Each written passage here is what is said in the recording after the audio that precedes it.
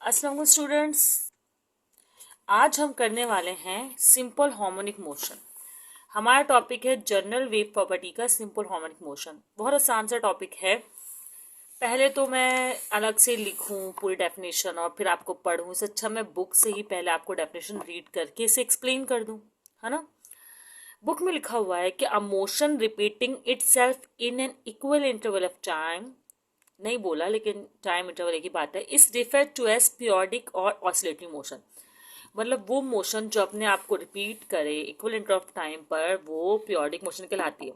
जैसे for example अगर मैं एक पेंडुलम की बात करूं, क्या हो गया इसको, हाँ ये, अगर मैं एक पेंडुलम की बात करूं तो क्या है, पेंडुलम क्या होता है, इस तरह का होता है कि एक उस पर मास होता है जिसका कोई ना कोई वेट होता है और थ्रेड से अटैच होता है। जब इसको हम यहाँ से यहाँ मूव करवाते हैं, यहाँ से यहाँ मूव करवाते हैं, तो इसकी मोशन हो जाती है इस तरह स्टार्ट।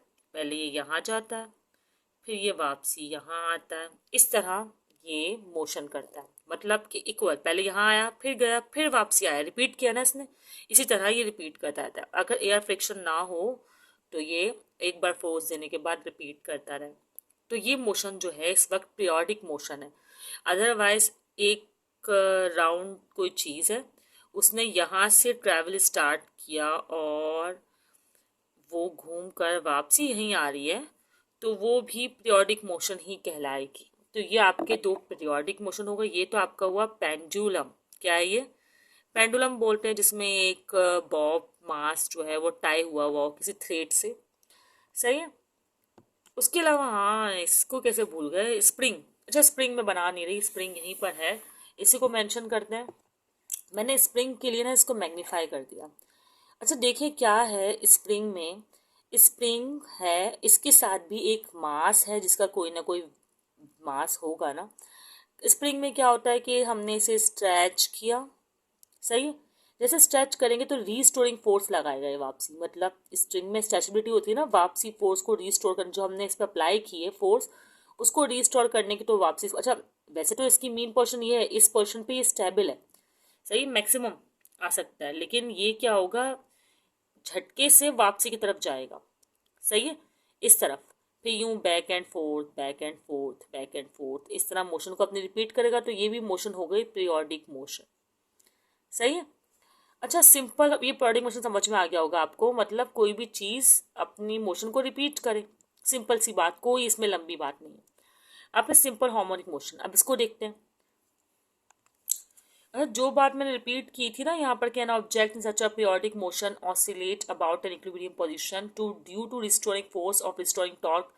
मतलब हम टॉर्क या फोर्स किसी की बात भी करें, अगर कोई चीज़ कर्व में है तो वो टॉर्क बनाएगी ना, टॉर्क प्रोड्यूस होगा उसमें, तो वो वापसी की तरफ अपनी पोजीशन पर आने की कोशिश करे, रिपीट करे, तो सिंपल हार्मोनिक है। लेकिन एक कंडीशन बहुत ज़रूरी है सिंपल हार्मोनिक में, वो है a directly proportional to mean position. अच्छा मीन पोजीशन क्या होती है, पहले मैं पेंडुलम में समझाती हूँ फिर मैं स्प्रिंग में समझाती हूँ। इसमें ना जो ये पोजीशन है ना आपकी, ये कहलाती है मीन पोजीशन। मतलब जहाँ से हमने इसे फोर्स देके डिस्टर्ब किया था ना इसका इक्विलिब्रियम, ये कहलाती है मीन पोजीशन। इस तरह जहाँ तक हम इसे लेकर स्ट्रेच करके लेकर गए तो ये कहलाएगी एक्सट्रीम। मीन होता है एक, एक्सट्रीम होता है, ये एक्सट्रीम पोजीशन कहलाएगी। सही, इससे ज़्यादा ऊपर तो नहीं ले जा सकते ना, नज़र नहीं आ रहा, एक मिनट, इस तरह, सही है। अब स्प्रिंग में भी नज़र आ रहा है, ये वो स्टेबल थी जब हमने फोर्स अप्लाई नहीं की थी, तो ये पोजीशन इसकी मेन पोजीशन है। अब हमने इसमें फोर्स अप्लाइड की, स्ट्रेच किया, तो ये डिस्टर्ब हो गया। और अच्छा ऐसा थोड़ा ना कि स्प्रिंग को स्ट्रेच करते गए करते गए करते गए, एक एक्सट्रीम पोजीशन होगी ना इसकी, यहाँ तक होगा यहाँ तक होगा, तो वो पोजीशन होगी एक्सट्रीम, सही। इस तरह मीन और एक्सट्रीम हो गया आपकी पोजीशन में ना।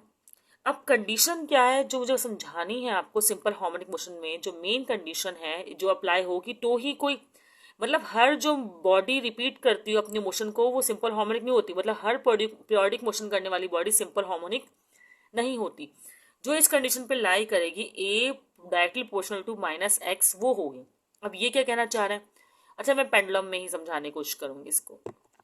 अच्छा अब अगर इसे गौर से देखें तो जो मोशन है वो यूं स्टार्ट हुई है, तो ये अवे फ्रॉम मेन पोजीशन, क्या है, अवे, अवे है तो हम ये कह सकते हैं कि acceleration is away from mean position. जैसे हमारे पास केस है ना कि बताना है कि ए प्रोपोर्शनल टू माइनस एक्स। अच्छा, एक्सेलरेशन इस तरफ हो रही है, नहीं सॉरी, ये हमारा एक्स है, एक्सेलरेशन इस तरफ हो रही है, मतलब अवे। सही है, एक्स है, मीन पोजिशन को एक्स रिप्रेजेंट कर रहे हैं यहाँ पर, ये है जो है वो मीन पोजिशन है। सही है। अच्छा, ये एक्स रिप्रेजेंट कर रहे हैं। अब ये अवे हो रही है किससे, मीन पोजिशन से एक्सेलरेशन। अगर हम इस तरफ की मूवमेंट को भी कहें कि भाई पेंडुलम इस तरफ आ रहा है, तब भी आप नोट करें इससे अवे जा रहा है। सही है। अवे जब जाता है और एक्सेलरेशन है वेक्टर क्वांटिटी, तो हम साइन शो करते हैं नेगेटिव का। अच्छा, इन्होंने मीन पोजिशन के साथ यहाँ शो कर दें या यहाँ शो कर दें, बात एक ही है, लेकिन यहाँ पर अगर simple harmonic motion in short acceleration away from mean position produce हो रही हो अपोजिट डायरेक्शन में, अगर इस डायरेक्शन इसको नोट करें तो यहाँ से भी अपोजिट डायरेक्शन है, और जब ये रिपीट करके वापसी आएगा तो यहाँ से भी इसकी डायरेक्शन अपोजिट ही है। अगर स्प्रिंग की बात करें हम, अगर स्प्रिंग की बात करें तो ये मीन पोजिशन है, इधर जा रहा है ना, अपोजिट डायरेक्शन। इस तरह अगर ये यहाँ वापसी गया है तो भी अपोजिट डायरेक्शन है, जिसकी वजह से नेगेटिव का साइन आएगा। तो वर्डिंग क्या है, when an object oscillate about a fix position. Fix position, ये फिक्स पोजीशन कराती है, पेंडुलम की भी फिक्स पोजीशन थी। सही, is directly proportional to its displacement from the mean position, मतलब डायरेक्टली प्रोपोर्शनल है डिस्प्लेसमेंट के, ये डिस्प्लेसमेंट कह रहे हैं from the mean position and directly toward as shown in figure. सही है, हमने फिगर में भी मेंशन कर दिया इन्होंने और यहाँ पर दिखा भी दिया। फिर आपको पता है प्रोपोर्शनल का साइन हटेगा तो कांस्टेंट आएगा, जो कांस्टेंट है वो के है, और हमने स्प्रिंग को कंसिडर किया है, मतलब स्प्रिंग मेथड यूज किया तो हमने के लिया है जो कि स्प्रिंग कांस्टेंट है। इस तरह अगर हम पेंडुलम देते तो उसका कांस्टेंट अलग होगा, के नहीं होगा। हाँ, ये कंडीशन सेम रहेगी, ए प्रोपोर्शनल टू माइनस एक्स।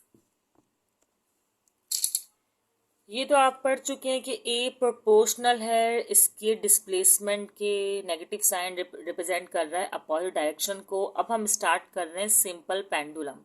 सही, सिंपल पेंडुलम में क्या कह रहे हैं उसको स्टार्ट करते हैं। कुछ बता चुकी हूँ मैं, जो थोड़ी सी बातें रह गई वो बता देती हूँ। चलें स्टूडेंट्स, पढ़ते हैं। पेंडुलम तो मैंने बता दिया है बनाकर, मैं और भी इसको एक्सप्रेस कर दूंगी, लेकिन देखते हैं इसमें क्या लिखा हुआ है। कह रहे हैं when the Bob of the pendulum is displaced, Bob of the pendulum is displaced. सही है। इस एंगल थीटा, आपको पता है एंगल मेक कर रहा है, ये रहा एंगल आपका थीटा। सही है। एक्सट्रीम पोजीशन, एक्सट्रीम पोजीशन बता दी था मैंने आपको। फिर कह रहे हैं कि the force that act upon it. अच्छा, दो फोर्स एक्ट होती है, ये नहीं बताया मैंने आपको, टेंशन और वेट नहीं बताया। ठीक है, देखिए ये जो है ना आपका बॉब है। सही है, इसका कोई ना कोई वेट है, जिसकी वजह से जितना भी इसका वेट होगा वो थ्रेड पर भी एक टेंशन प्रोड्यूस कर रहा होगा। टेंशन का मतलब ये एक तरह की फोर्स है, न्यूटन में ही इसको एक्सप्रेस करते हैं। ये फोर्स है टेंशन इस वक्त यहाँ पर, और वैसे जो आप लोग को टेंशन हो रही है वो अलग है। और ये जो है ये mg जो वेट होगा वो इसका डाउनवर्ड होगा। क्या होगा, डाउनवर्ड। दो फोर्स लग रही हैं इस पे, जो आपने मूव करवाया वो तो अलग थी, उसके अलावा थ्रेड पर जो इस वेट की वजह से टेंशन प्रोड्यूस हो रही है। जैसे अगर आप एक झूले पे बैठे हैं ना, कभी नोटिस करें तो उसके रस्सी पर एक स्ट्रेस प्रोड्यूस होगा आपके वेट की वजह से, करते हैं ना, मतलब देखा होगा जब, तो वो क्या होता है, टेंशन होता है। एक थ्रेड पर जब वेट लगता है तो वो थ्रेड, रस्सी, स्ट्रिंग। अच्छा, अब यहाँ पर क्या है, डाउनवर्ड मोशन पे mg, दो तरह की फोर्स है, यहाँ पे यही कहा है W is equal to mg acting vertically downward. The weight is further resolve. अच्छा, वेट को फर्दर रिजॉल्व करेंगे कंपोनेंट में, तो आपको पता है कि W अगर इजिकल टू अगर mg है, इसको कंपोनेंट तोड़ेंगे तो बनेगा ये कंपोनेंट बनते हैं दो, एक वर्टिकल कंपोनेंट होता है mg साइन थीटा और एक हॉरिजॉन्टल कंपोनेंट होता है mg कॉस थीटा। सही है, दो कंपोनेंट में रिजॉल्व हो जाएगा।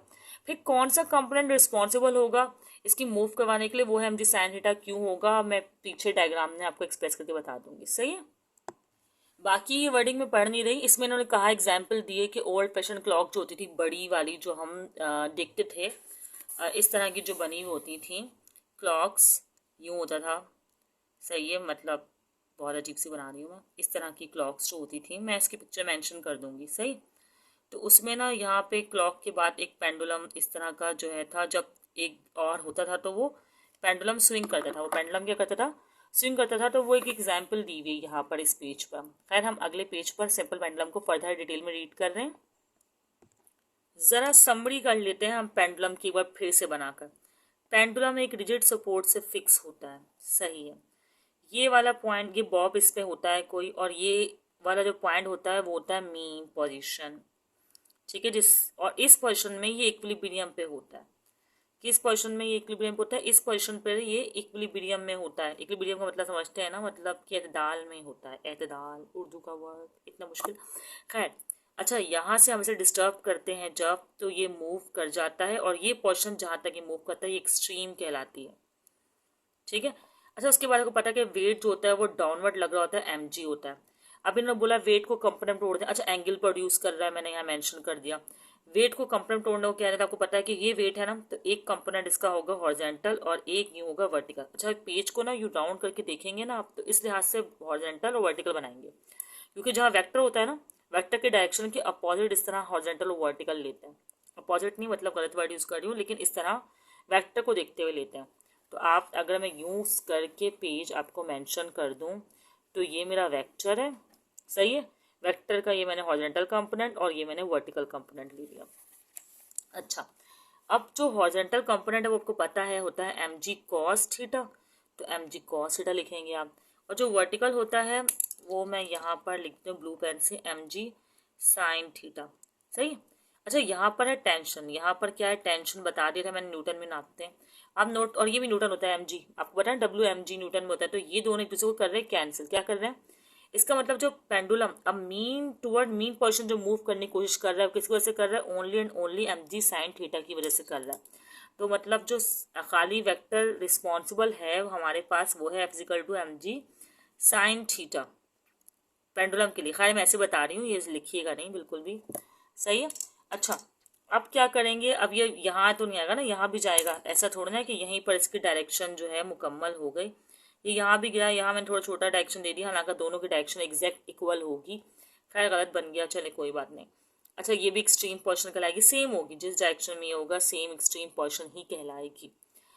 अपना यहाँ पर ये तो काम हो गया, आपका कैंसिलेशन हो गई।